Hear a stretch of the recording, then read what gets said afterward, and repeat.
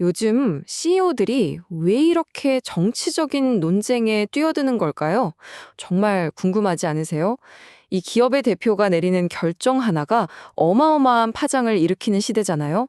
오늘 이 복잡한 속사정을 한번 제대로 파헤쳐 보겠습니다. 보시는 것처럼 세상이 정말 많이 분열되어 있잖아요. 이런 세상에서 기업들이 점점 더 어느 한 편을 선택하고 있어요. 이거 진짜 예전에는 상상도 못할 일이었거든요.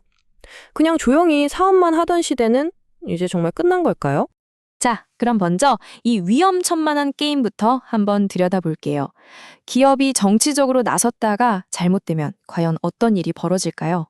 나이키, 디즈니, 보드라이트, 테슬라. 와, 진짜 이름만 들어도 다 아는 그런 거대 기업들이죠. 이 회사들이 전부 이 문제로 뜨거운 논란의 한복판에 섰다는 겁니다.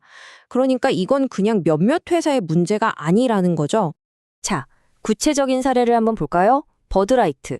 여기는 트랜스젠더 인플루언서랑 딱 한 번 프로모션 했다가 2년 동안 매출이 뚝 떨어져서 미국 1위 맥주 자리까지 내줬어요. 테슬라는 또 어때요? 일론 머스크가 특정 행정부랑 가까워진 후에 고객 충성도가 떨어지면서 이 회사의 핵심 수익 지표가 무려 9%나 감소했습니다. 와, 정말 어마어마한 대가를 치른 거죠. 아니, 근데 여기서 진짜 궁금한 게 있어요.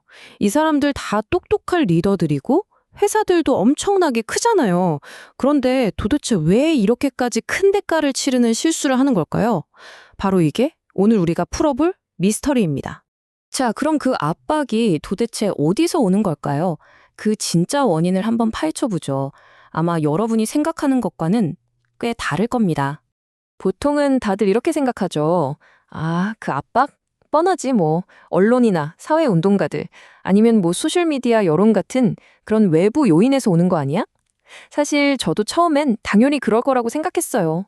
왠지 그럴듯하게 들리잖아요. 그런데요, 연구 결과를 보면 와, 정말 깜짝 놀라실 거예요. 자, 리더들한테 입장을 밝히라고 압박하는 요인들을 한번 보세요. 보통은 고객이 제일 클 거라고 생각하잖아요. 근데 보세요. 고객은 5위예요.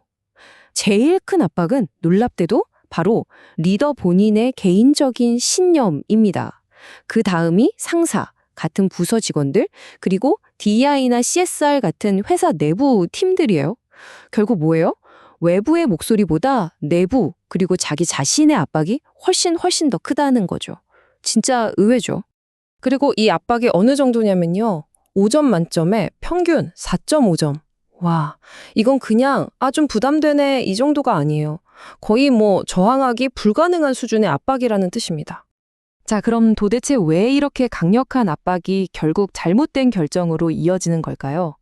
그 이유가 바로 기업이 가진 세 가지 사각지대 때문입니다. 하나씩 짚어보겠습니다. 첫 번째 사각지대, 바로 내 생각이 곧 우리 회사의 생각이다라는 믿음입니다. 이게 아주 위험한 착각이죠. 실제로 연구에 참여한 한 CEO가 이런 말을 했어요. 때로는 회사의 손해가 되더라도 옳은 일을 해야 합니다. 딱 이 한마디에 모든 게 담겨 있죠?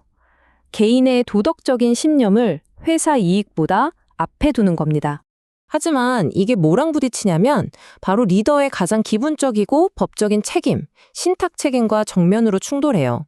이 신탁 책임이라는 건 쉽게 말해서 주주들의 돈을 지키고 불려줄, 즉 재정적 이익을 최우선으로 해야 할 의무거든요.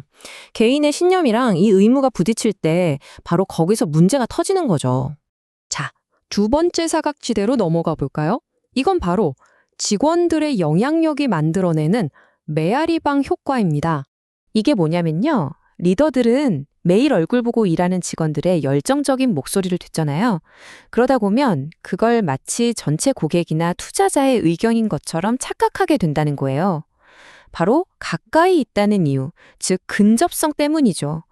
아무래도 바로 옆에서 들리는 목소리가 제일 크게 들릴 수밖에 없으니까요. 그리고 마지막 세 번째, 이건 정말 많은 사람들이 빠지는 함정인데요.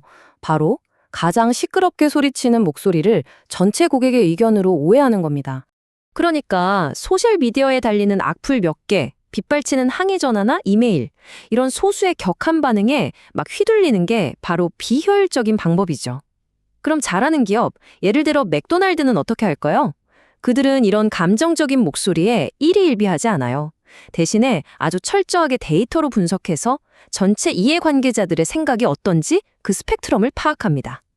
한마디로 감정이 아니라 데이터로 결정하는 거죠. 자, 그럼 문제점만 얘기할 순 없죠? 이 세 가지 위험한 사각지대를 어떻게 극복할 수 있을까요? 더 나은 결정을 내리기 위한 길을 한번 찾아보겠습니다.